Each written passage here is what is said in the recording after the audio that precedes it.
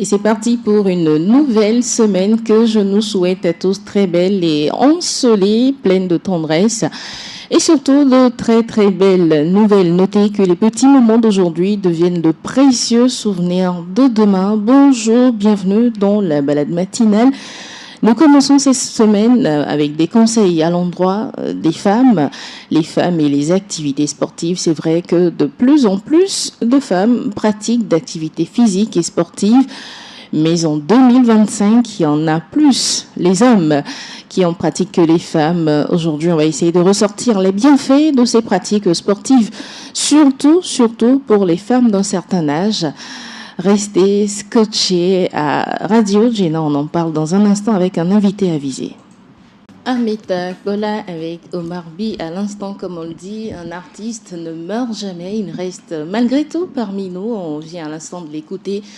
Ça veut dire qu'il est toujours là quelque part à chanter et à faire rayonner les cœurs. Bonjour, bienvenue dans la balade matinale. Je suis Juanita Blavotry. Je suis accompagnée ce matin d'une dame, Indogli Jiboli Uji. Elle est coach de remise en forme et professeure de yoga certifiée. Bonjour madame. Bonjour. Comment ça va? Ça va bien, merci pour l'invitation. C'est moi plutôt qui vous remercie pour le sacrifice matinal. C'est oui, pas évident. Oui, j'aime beaucoup balade matinale. Ah, super, ça fait plaisir alors. Oui. Voilà, nous sommes installés, comme je le disais. On va parler des activités sportives pour les femmes ce matin, très très important. Vous le savez, arrivé à un certain âge, les femmes se disent non, c'est bon, moi j'ai fait l'essentiel et donc on se néglige un tout petit peu, alors que c'est le moment plutôt de prendre soin de soi. Alors, avant de commencer par parler d'activités sportives, je voudrais vous proposer un bon petit déjeuner parce que tout commence à partir d'un bon petit déjeuner. Lorsque vous avez pris un bon petit déjeuner, vous avez en fait le punch nécessaire pour démarrer une journée, surtout affronter une dure semaine. Augustine nous propose ce matin des rouleaux de pain de mie.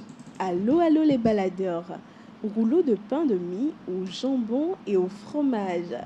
Pour le temps de préparation, vous aurez besoin seulement de 15 minutes. Le temps de cuisson, quant à lui, va prendre 10 minutes et ça fait un total de 25 minutes. Portion pour 4 personnes. Vous aurez besoin de 6 tranches de pain de mie sans croûte, 3 tranches de jambon, 6 tranches de fromage type emmental, cheddar ou gouda, un œuf battu, 2 cuillères à soupe de beurre, sel et poivre. Pour la préparation, aplatir chaque tranche de pain de mie avec un rouleau à pâtisserie. Coupez les tranches de jambon en deux et placez une demi-tranche sur chaque pain. Ajoutez une tranche de fromage par-dessus le jambon. Roulez délicatement chaque tranche de pain garnie en serre ambiant. Trempez chaque rouleau dans l'œuf battu, puis les faire dorer dans une poêle chaude avec le beurre fondu. Cuire à feu moyen en retournant régulièrement les rouleaux jusqu'à ce qu'ils soient bien dorés et que le fromage soit fondu à l'intérieur. Assaisonner avec du sel et du poivre selon votre goût. Servir les rouleaux chauds accompagnés d'une salade verte ou de quelques légumes croquants. Bon appétit! Merci Augustine pour cette belle recette de rouleau de pain de mie. Je suis sûre que vous allez l'essayer chez vous et l'apprécier. Alors, nous revenons en studio pour attaquer le thème qui nous rassemble ce matin avec G, si je peux me permettre. Alors, est-ce que les activités sportives font du bien aux femmes d'un certain âge? Quand je dis un certain âge, déjà à partir de la cinquantaine. Oui, absolument. Justement... c'est justement là où on est un peu obligé de se forcer. Parce que quand on est jeune, on est naturellement sportif parce qu'on court de partout, on veut faire plein de choses. Et quand on prend de l'âge, on se fatigue, on a souvent des douleurs physiques. Et c'est là où vraiment il faut un petit peu se forcer. Mais quand on a des douleurs, est-ce qu'on a encore besoin d'ajouter d'autres douleurs? Parce qu'on sait tous que lorsqu'on fait des activités physiques, on en ressort fatigué. Voilà, mais c'est-à-dire quelles activités physiques? C'est sûr qu'à 50 ans, on ne va pas courir le marathon comme quand on a 20 ans ou 30 ans. On va faire des sports un peu plus doux comme l'aquagym que je propose. Et il y a souvent des femmes d'un certain âge qui viennent. La dernière qui est venue, elle avait 80, presque 80. Et elle a beaucoup aimé d'être dans l'eau, parce que quand on est dans l'eau, on est plus léger. Et du coup, il y a des choses qu'on fait plus facilement que quand on est vraiment quand on est hors de l'eau. Et quels sont les bienfaits pour ces personnes âgées? Est-ce qu'il y y en a qui retrouvent une meilleure forme? Quel est le but de faire du sport pour ces personnes âgées? Déjà, la joie de vivre, parce que comme je l'ai dit tout à l'heure, quand on a un certain âge, on va faire des sports plus doux comme l'aquagym, comme le yoga ou le qigong. Donc c'est des sports qui tout de suite nous reconnectent à notre corps. Et rien que le fait qu'on soit conscient de faire du bien à son corps, ça réveille la joie, ça nous met de bonne humeur, et puis on oublie les douleurs et les maux. Il y en a qui n'ont jamais fait d'activité sportive. Est-ce qu'arrivé à ce moment, on peut potentiellement s'y mettre, ou c'est trop tard? Il n'est jamais trop tard. Il n'est jamais trop tard, parce que même si on ne fait pas d'activité sportive, tous les jours on marche, exactement. On bouge des objets, on cuisine, on balaie, on bouge son corps. Le truc, c'est les femmes qui souffrent le plus, c'est celles qui sont assises longtemps et qui ne bougent pas. Ça, c'est pas bon du tout. C'est vraiment pas bon. Les femmes disent souvent... Ou les hommes aussi, hein. Bien sûr. Les femmes disent souvent qu'elles font beaucoup d'activités domestiques, comme par exemple balayer la maison, nettoyer, cuisiner, faire les allers-retours entre les chambres, le salon et puis j'en passe. Est-ce que ce ne sont pas aussi des activités physiques? Si, ce sont des activités physiques, mais quand on n'a pas conscience, parce que quand on a la cinquantaine, la soixantaine, il y a des mouvements qu'on peut plus faire comme on faisait avant. C'est-à-dire, quand tu balayes, comment si le balai est bas, il faut plus courber le dos, ou bien quand tu fais tomber quelque chose par terre pour le ramasser, il y a une certaine position à prendre pour pas se faire mal. Exactement. Donc c'est ça qu'il faut réapprendre en fait, parce que le corps, il faut, quand on a 5 ans, on a une façon de le malmener. À 15 ans, à 20 ans, à 30 ans, et puis à 50, 60 ans aussi, il faut se réadapter en fait. Exactement. Il faut être à l'écoute de son corps. De son corps, justement. Et justement, parlons d'activité physique. Vous proposez de l'aquagym plus du yoga aux femmes, comme aux hommes. Oui, comme aux hommes. En fait, je propose plusieurs choses, mais la porte d'ouverture, c'est l'aquagym et le yoga. D'accord. Voilà, parce que c'est vraiment le minimum que j'invite les hommes et les femmes à pratiquer au moins une fois par semaine, même 2 fois par semaine. Et après, le corps prend des réflexes et tout seul, il fait des mouvements. On se dit, tiens, j'ai fait ça, voilà, naturellement. Mais il faut quand même ouvrir une porte. Et la porte la clé que je vous donne à ouvrir cette porte, c'est vraiment faire du yoga. Bon, il y a plusieurs formes de yoga. Moi, c'est vraiment un yoga très doux. On respire, on bouge les bras, on bouge les jambes, on bouge la tête, d'une certaine façon, pour se reconnecter à son corps, pour que le corps puisse nous guider à faire des choses qui sont bien pour son confort. Alors, quand on parle d'aquagym, quand on parle de yoga, il y en a qui écoutent, mais qui ne savent pas exactement ce que c'est. Quand vous parlez d'aquagym, c'est quoi l'aquagym? En fait, l'aquagym, c'est... aqua, ça veut dire l'eau. Oui. Et faire la gym dans l'eau. C'est-à-dire, quand on est dans l'eau, on va essayer de sauter dans l'eau, par exemple. Donc, même celles qui ne savent pas nager peuvent le faire, parce qu'on a pied, on peut se mettre debout dans l'eau. Donc, c'est envoyer un pied en avant, un pied en arrière, monter le bras, descendre le bras, emmener les bras derrière, les bras devant. Bon, là, on n'est pas... En fait, il s'agit pas de nager en faisant... Pas forcément. Pas forcément. Après, on peut nager aussi, mais c'est surtout faire des mouvements dans l'eau, bouger dans l'eau, et puis respirer.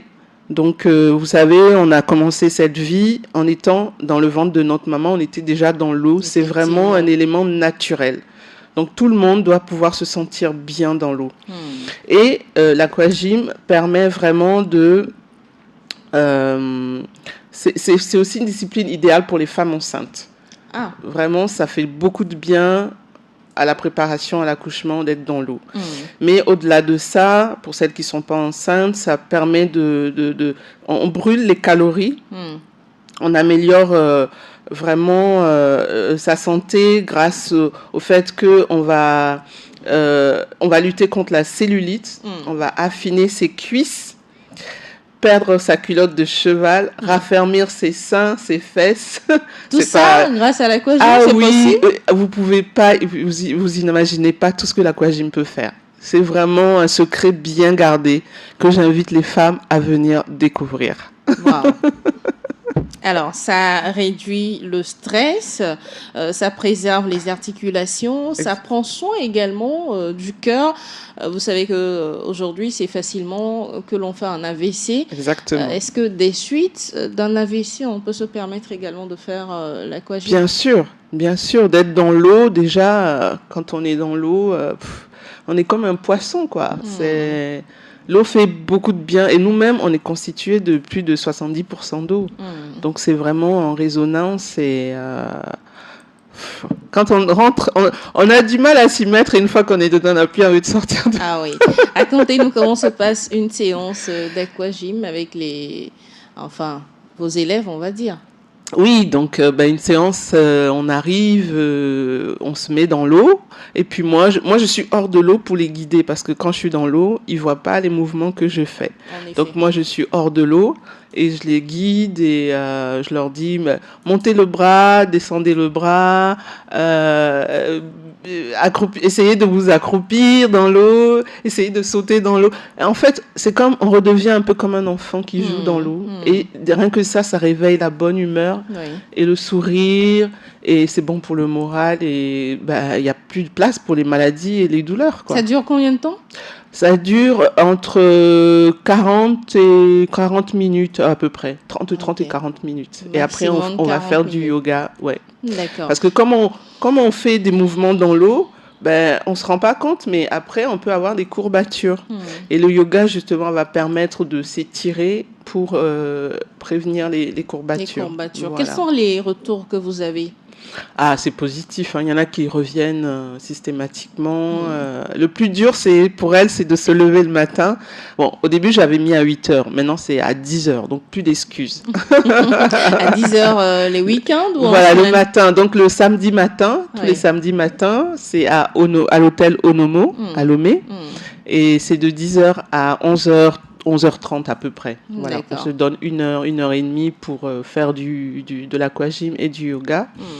Et après, celles qui veulent peuvent prendre une boisson à côté ou bien même faire leur petit déjeuner. Parce qu'après avoir bougé le corps comme ça, on a faim et c'est vraiment bien de pouvoir manger. Donc, mais avant, il vaut mieux pas manger avant. Parce que quand on a mangé, on a du mal à bouger. Mais si on a vraiment faim, on peut boire du thé ou manger un petit fruit, une mangue, une orange, voilà.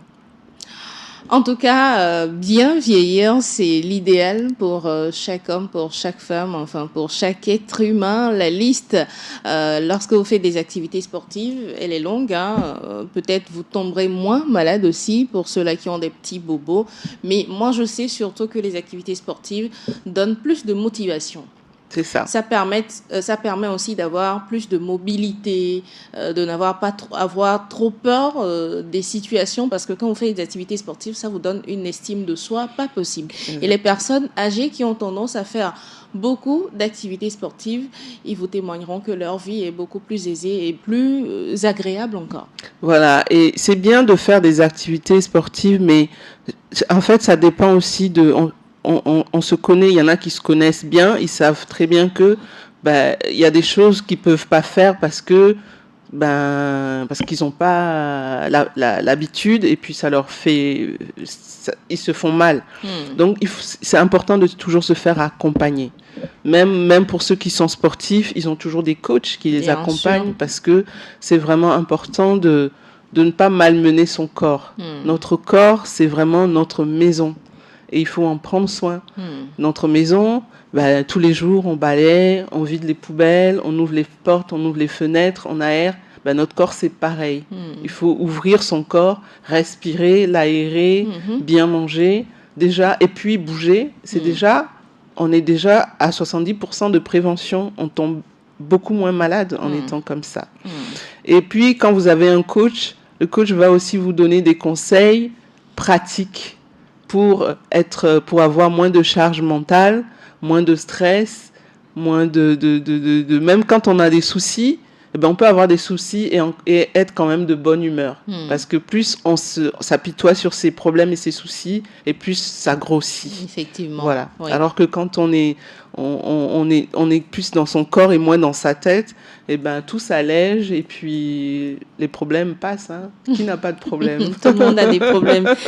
Et donc, chaque samedi, le rendez-vous, c'était à partir de 10h, une fois par semaine. Voilà, une fois par semaine. Ça, c'est le samedi. Et aussi, j'ai lancé aussi une invitation à Marcelo Beach le dimanche. Par contre, là, il faut m'appeler parce que comme c'est un autre cadre, ben, si j'ai pas d'appel, ben, je vais pas me déplacer. Donc, faut faire des réservations. Donc. Voilà, il faut me prévenir. Donc, le numéro de téléphone, c'est le 97 19 03 13. 97 19 03 13. On aura le temps de revenir sur le numéro. Donc, mais on dit souvent qu'il faut accompagner les activités physiques par une bonne alimentation si on veut avoir de bons résultats. Exactement. Est-ce que vous conseillez? Oui, je suis aussi conseillère en diététique chinoise et aussi en diététique africaine. On va prendre le côté africain puisque nous sommes de Post-Afrique. Alors, qu'est-ce qu'il faut accompagner donc de ces activités d'aquagym, de yoga que vous proposez? Pardon? Comme alimentation. Comme alimentation, ben, on peut manger en fait tout ce qu'on aime manger, mais c'est important de toujours introduire des fruits et des légumes dans son alimentation. Voilà, on peut manger du poisson. C'est sûr que c'est mieux de manger moins de viande quand on prend de l'âge. Oui. Parce que la viande, ça demande plus d'efforts au corps pour la digestion, alors que le poisson, c'est plus léger. Mais les fruits et les légumes, c'est très important. Et en Afrique, on a tellement de fruits et des légumes. On a des plantes. Buvez des jus de plantes. Au lieu de boire beaucoup de soda, des trucs sucrés, on mange trop de sucre. C'est dommage.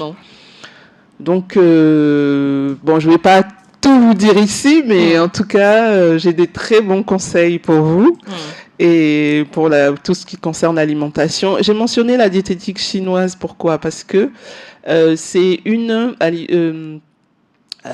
donc quand on parle de la diététique chinoise, ça date des anciens temps. Hein. On le met plus en avant. On pourrait aussi mettre la diététique africaine en avant, mais ça va venir. Parce que en fait, la nourriture chinoise, eux, ils mangent souvent des fruits, des légumes mi-cuits, croquants. C'est croquant, c'est-à-dire que c'est plus digeste pour le corps. Est-ce que c'est l'idéal? Ah ben ouais. Parce que quand c'est trop cuit, ça tue toutes les vitamines, et quand c'est trop cru, eh ben ça demande plus d'efforts au corps pour digérer. Alors que mais en Afrique, on a l'habitude de cuire à point nos nourritures. Oui, c'est pas toujours bon parce qu'il y a des légumes comme la carotte, les légumes comme les courgettes, ou bien il y a des légumes on n'a pas besoin de les cuire à point. C'est-à-dire que il faut que ça reste un peu croustillant pour garder un peu les vitamines, pour récupérer les vitamines, parce qu'on sait très bien que quand quelque chose est trop cuit, il n'y a plus il n'y a plus de vie. Quel exemple de légumes, par exemple, est-ce qu'il ne faut pas trop cuire? Les oignons, nous on a l'habitude de cuire ça. Les oignons. Doré, la tomate, tout ça on cuit en Afrique. Il ne faut pas que ça soit trop cuit. Voilà. L'ail, l'oignon, les carottes, les tomates.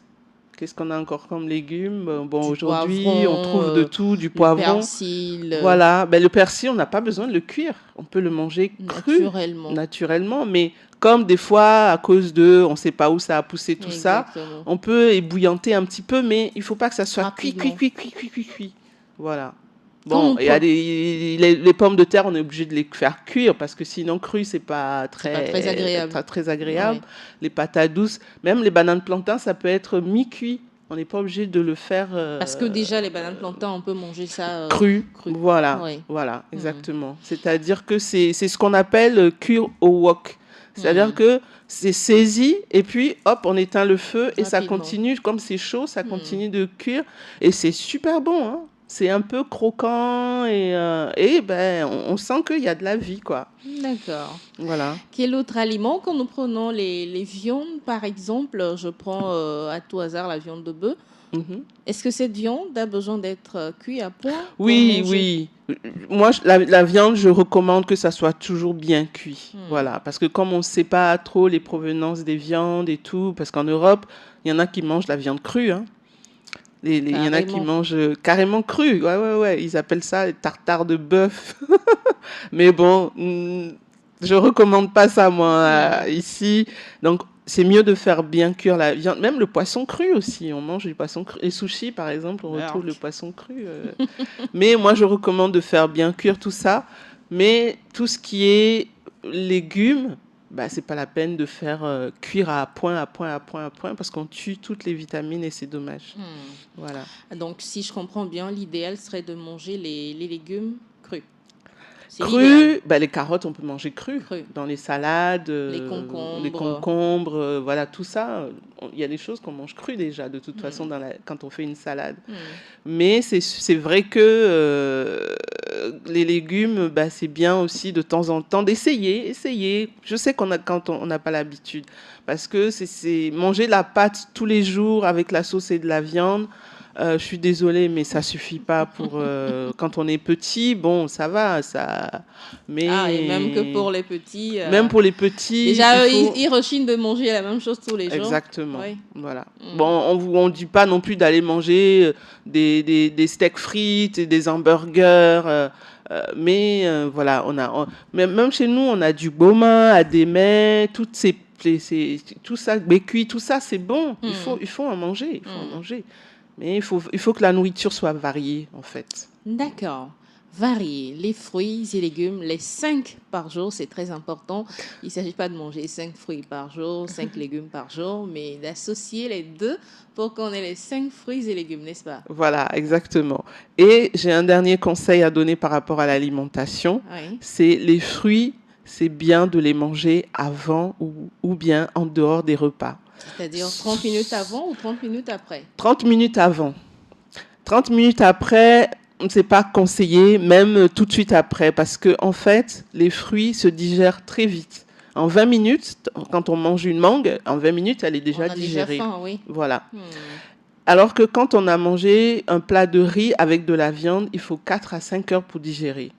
Ok. Donc, quand on rajoute des fruits par-dessus, ça fermente et ça fait des gaz et ça demande trop d'efforts à notre corps pour la digestion.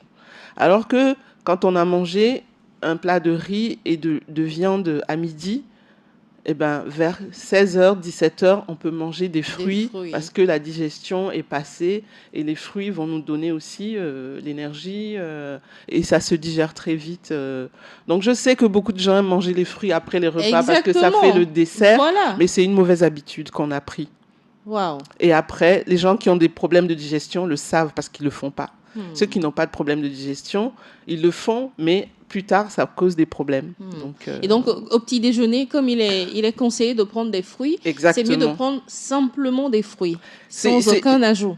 C'est-à-dire du lait ou encore du chocolat, non. Bon, ça, c'est encore une autre... Le lait, c'est encore une autre histoire.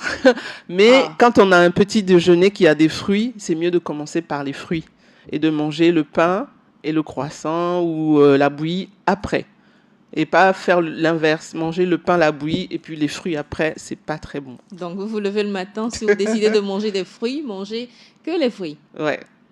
Après, 20 minutes après, vous pouvez manger autre chose. Mais mangez que les fruits. Et puis, ce qu'on fait souvent aussi qui n'est pas bon, c'est de mélanger le cru et le cuit. C'est-à-dire qu'on fait une salade de riz et on va mettre du concombre, on va mettre des carottes, on va mettre des tomates dedans. C'est pas l'idéal. C'est pas l'idéal parce que ça demande beaucoup d'efforts pour le corps de pouvoir trier, digérer. Vous savez, notre corps, c'est une machine. Hein. Bah oui, c'est clair. C'est une usine de tri, de recyclage, de pompage. C'est bon. En tout cas, On aura l'occasion de reparler de tout ça. On en apprend beaucoup ce matin en matière de nutrition, en matière d'alimentation. En tout cas, ce qu'on nous dit, c'est que notre santé se trouve dans les plats. Et donc, on doit faire très attention à ce que nous mangeons, à ce que nous consommons chaque jour. Alors, je parlais du lait tantôt, Guy, et tu me disais, c'est carrément une autre affaire. Pourquoi c'est une autre affaire? Le lait, parce que le lait peut être très toxique. Vraiment, le lait, c'est fait pour les bébés, et puis le lait de vache, c'est fait pour les veaux, pour les bébés de la vache, pas pour les humains. Wow. Donc, on nous a appris, comme je vous ai dit, on a pris des habitudes qui sont pas forcément bonnes pour nous. Le lait, bon, ceux qui aiment le lait, vous pouvez le boire de temps en temps, mais si vous pouvez vraiment vous en passer, c'est mieux pour vous, vraiment. Parce que ça détruit le corps, c'est ça? C'est pas que ça détruit le corps, mais c'est que c'est... indigeste? Voilà, déjà pour la digestion, bon, je vais pas trop parler de ça parce que... Parce que longtemps, on a consommé du lait animal. Faites vos recherches vous-même. Faites vos recherches et regardez un petit peu ce que le lait... Parce que bon, moi, je vais pas non plus... faire une mauvaise publicité. Exactement. Du lait, parce que j'en ai pris moi-même. Hein, et quand j'ai arrêté, j'ai vraiment vu la différence dans mon corps et dans mon système. Donc, faites vous-même vos recherches et regardez un peu ce que les produits laitiers font dans notre corps. Et si vous pouvez diminuer doucement jusqu'à éliminer, c'est mieux pour vous. De toute façon, on est là pour... faire du bien à notre corps, à notre santé. Pas pour le pourrir en plus. Il faut être dans la prévention parce que quand on attend d'être malade pour se soigner, c'est déjà trop tard. On va dépenser beaucoup d'argent dans les médicaments, à l'hôpital. Je pense qu'on peut s'en passer, franchement. D'accord. Merci des conseils avisés de Madame Jigbody ce matin. Alors, revenons aux femmes âgées, comme on a commencé par en parler. À partir de quel âge est-ce qu'on sait que la ménopause est installée? On sait que déjà à 45, en allant vers les 50, 55... Oui, ça dépend. Il y a des femmes qui peuvent être ménopausées assez tôt. Il y en a qui, à 42 ans, 45 ans, sont déjà ménopausées. Mais c'est vrai que la moyenne, c'est 50... Moi, ça a commencé à 50, 51.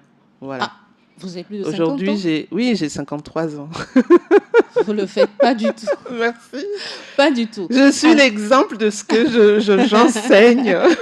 Exactement, parce qu'en vous voyant, moi, je vous aurais donné maximum 40, 41. Hein. Ah, d'habitude, on me donne 30. Hein. Non, je plaisante. D'accord. Mais est-ce que, à l'approche de cette ménopause, les femmes, grâce aux activités sportives, peuvent se soulager en termes d'hormones qui dérangent beaucoup, en termes de tout ce qu'il y a comme changement dans le corps? Oui. Alors, c'est pour ça que c'est important d'apprendre à se connaître. Parce que ton corps te dit là où il en est et te guide ce qu'il faut faire, etc. Donc, n'attendons pas d'être à la ménopause pour se dire qu'est-ce que je dois faire. Il faut accompagner. Dès qu'on a passé la quarantaine, on se prépare déjà. Comment est-ce qu'on se prépare? On se prépare en faisant de l'exercice déjà.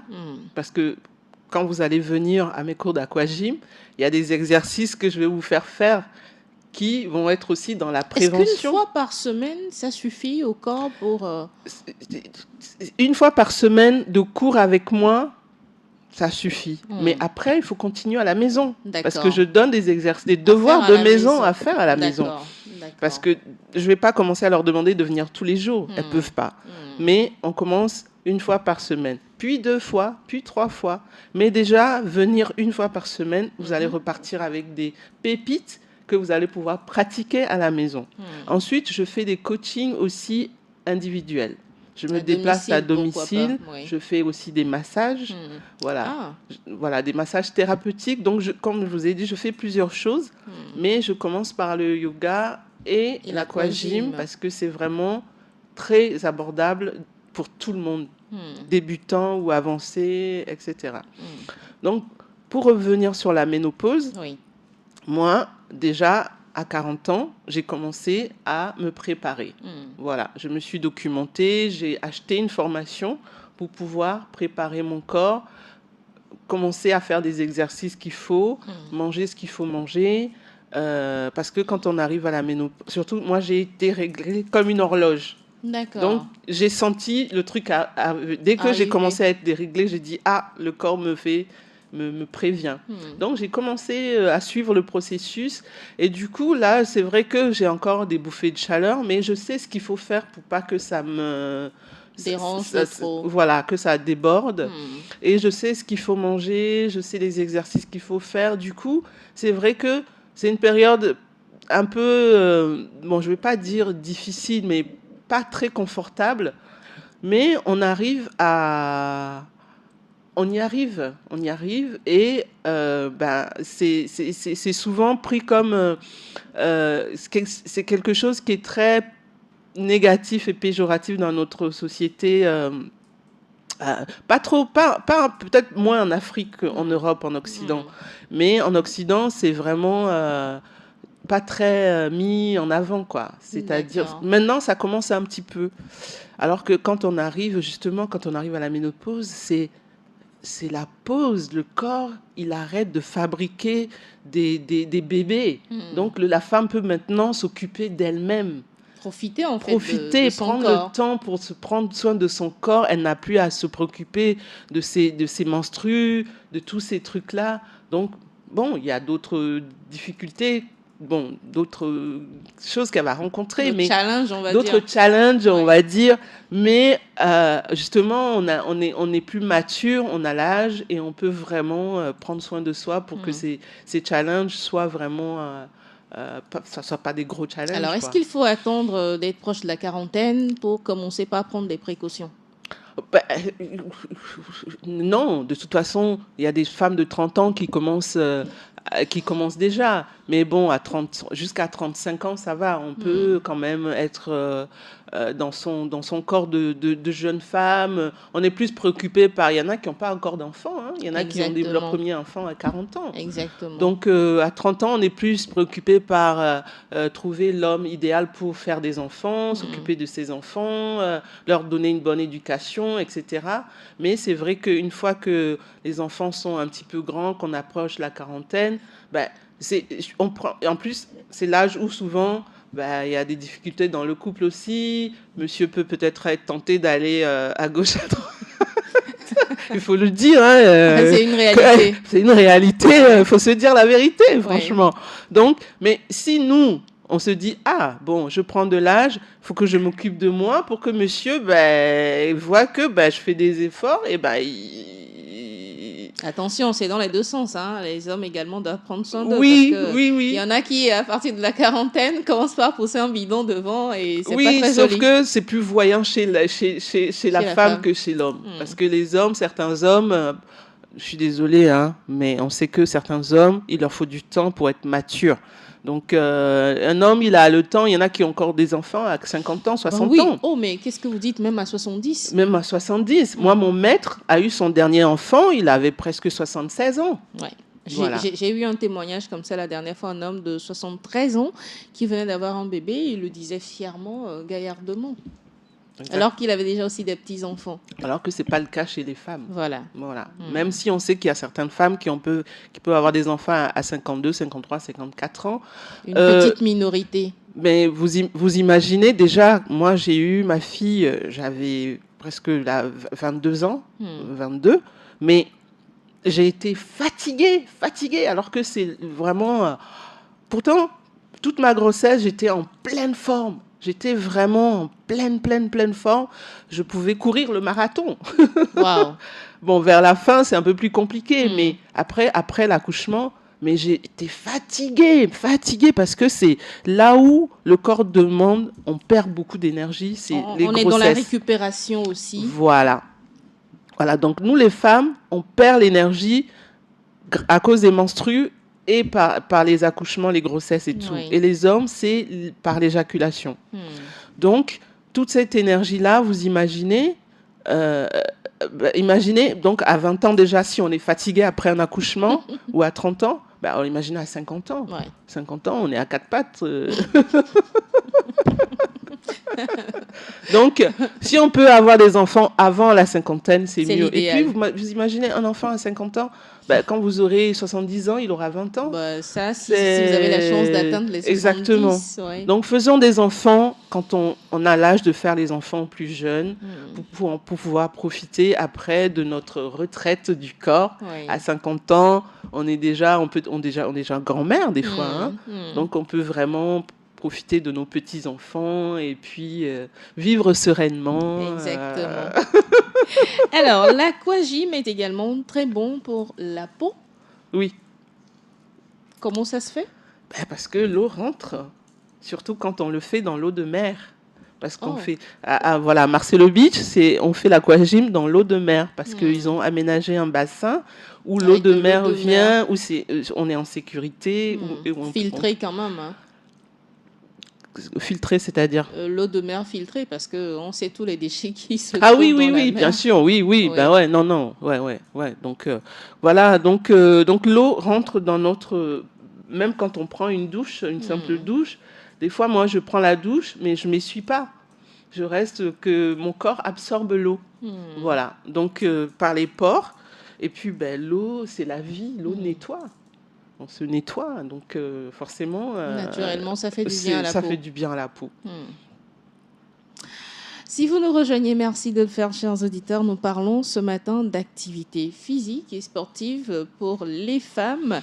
L'idéal, comme le conseille Madame Jigboli, ce serait de l'aquagym, surtout à un certain âge, en plus du yoga, pour permettre au corps de se tonifier tout en douceur. Alors, on ne s'est pas trop appesanti sur le yoga. Le yoga n'est pas vraiment répandu chez nous en Afrique. C'est un sport assez importé pour nous. Non, le yoga existait déjà dans l'Égypte ancienne. Et nos ancêtres viennent d'Égypte. Donc, c'est vrai que ça a été plus développé en Chine. C'est dans la Chine, chez les Asiatiques. Mais, et après, en Inde et tout ça. Mais le yoga, ça se pratiquait déjà, nos ancêtres. On n'appelait peut-être pas ça le yoga. Comment est-ce que ça s'appelait ?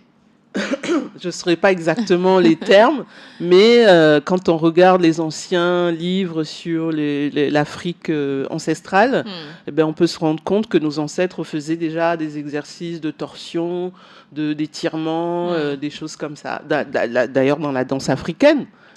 Vous voyez la danse africaine. Moi, quand je suis arrivée la première fois en Thaïlande et que j'ai pratiqué le Qigong et le Tai Chi, j'ai dit, mais c'est de la danse africaine. Sauf que c'est un peu moins rapide. C'est les mêmes mouvements. Parce qu'on s'inspire de la nature. On bouge comme ou bien des animaux.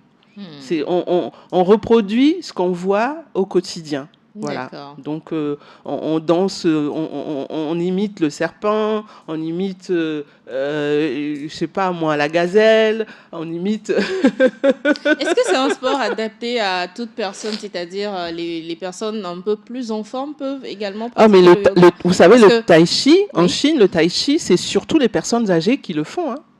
60, 70, 80 ans, vous allez les voir, ils se regroupent dans des parcs et ils font du qigong, du tai chi. Et les docteurs conseillent même ça. Pourquoi est-ce que je pose la question? Il y a des positions qu'on adopte dans le yoga. Je me dis, si vous êtes assez en forme, ce sera compliqué de le faire en fait. Oui, mais c'est comme tout. Il y a des choses que vous pouvez faire, il y a des choses que vous ne pouvez pas faire. D'accord. Donc, ce n'est pas parce qu'il y a des choses que vous ne pouvez pas faire que vous ne pouvez pas vous commencer. Faut mettre au yoga. Et puis, quand on s'y met...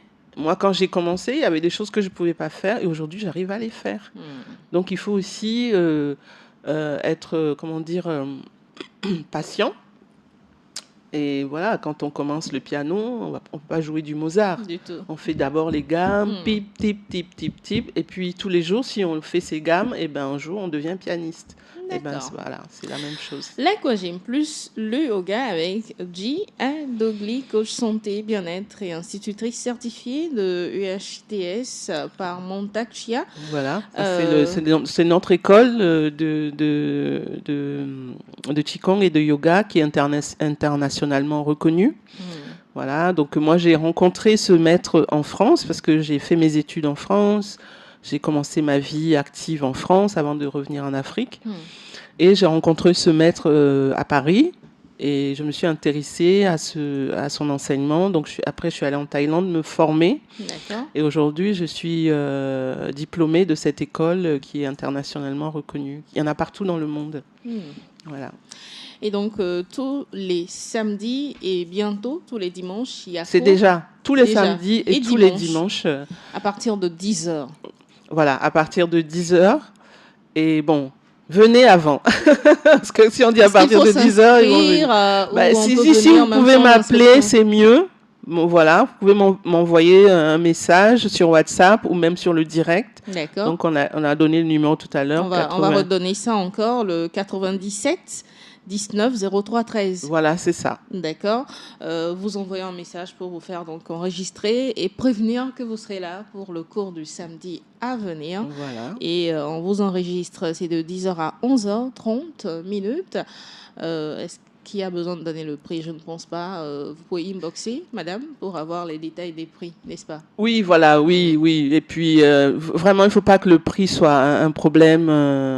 On arrive toujours à se mettre d'accord sur le prix juste pour vous et juste pour moi. Mais c'est important de vraiment se faire du bien, prendre sa santé et son bien-être en main. Surtout par les temps qui courent. Vraiment, le monde est de plus en plus difficile. Il se passe beaucoup de choses dans le monde qui nous bousculent, qui nous stressent au quotidien. Et si on peut vraiment revenir à soi, je donne aussi des conseils sur la méditation. Voilà, apprendre à méditer, apprendre à se relaxer, à revenir à soi, à se demander qu'est-ce qui est bon pour moi, qu'est-ce que je dois. Parce que en fait, tout ça, tout ce qu'on dit, les exercices, l'aquagym, le yoga, tout ça, c'est des choses qui nous connectent à notre corps et à nos ressentis. Et souvent, on souffre parce qu'on est coupé de notre ressenti. Et quand on se reconnecte à notre ressenti, on peut vraiment aller vers les choses qui nous font du bien. On peut débloquer les situations difficiles. Vraiment, voilà, il y aura beaucoup à dire, mais déjà, faites l'effort de commencer quelque part. D'accord. Voilà. Merci d'être passé dans la balade matinale. Si vous avez un dernier conseil à l'endroit de ceux qui nous regardent, qui nous écoutent ce matin, ce serait lequel? C'est de sourire tous les jours. Ah, sourire, rien que ça. Surtout les femmes qui vendent. Vous qui vendez au marché, dans les boutiques, dans les restaurants, le sourire, vous ne pouvez pas imaginer quelqu'un qui vient vous voir pour acheter, pour vous demander conseil. Recevez la personne avec le sourire. Même si elle achète ou pas. Hein. Même si elle achète ou pas. Le sourire, ça vous fait du bien à vous, ça vous fait du bien à l'autre. Et c'est guérisseur. Voilà, le sourire. Merci beaucoup, G, d'être passé. C'est pas évident, hein, le matin. Non, mais le matin, justement, c'est important le matin, parce que c'est le matin, c'est le bon départ du matin qui va conditionner toute votre journée. Effectivement. Donc, un conseil, dès que vous ouvrez les yeux, commencez par sourire dans votre cœur. Merci beaucoup. De plus en plus de femmes sont employées dans les domaines sportifs. Maintenant, la preuve dit qui est coach, qui entraîne donc les gens dans une discipline sportive. Je pense que vous avez le droit aussi, si vous aimez surtout l'activité sportive, de vous y mettre.